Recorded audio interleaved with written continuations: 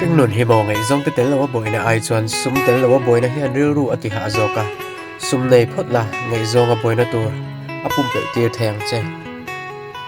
tho chuan nei la apart lan tur mihring chuan ron pan meng che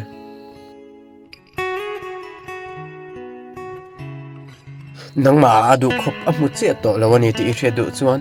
ikol masak le message ithon masak renga ngai me in biak lain ti tur dang azong nga a option fo me ang che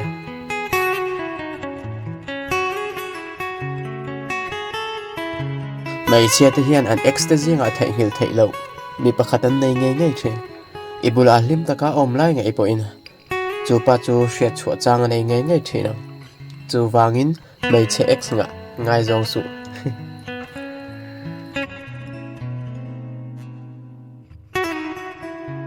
nula te khan in ayo pa pasala nei nge nge ang chu a chan chu imoina te a choi ma do na imoina alo choi ta mo ti a ipasal mit a thalo tan ve che dona hay hian in kar boina tur tam jok a veng thei don ti na ni in ngai zong te hi thikthu chhiat na awangin kanin then nem bera ngai zong nei re emo nu palim tak ni dun reng in du ani chuanin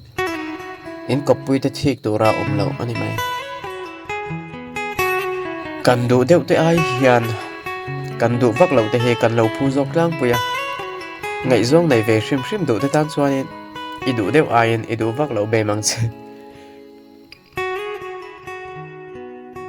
mai che thikthu chhia chuan an bial pa ten ama aya nga event le zol turin an du thina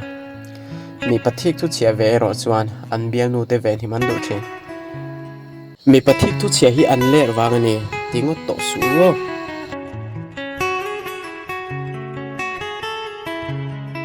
ibial no ibial pa kha idu tak tak le tak tak lo hret di du emo i mangai che empty i hret du chuanin i batrialo huna po charge chungin i bezel mayang maxin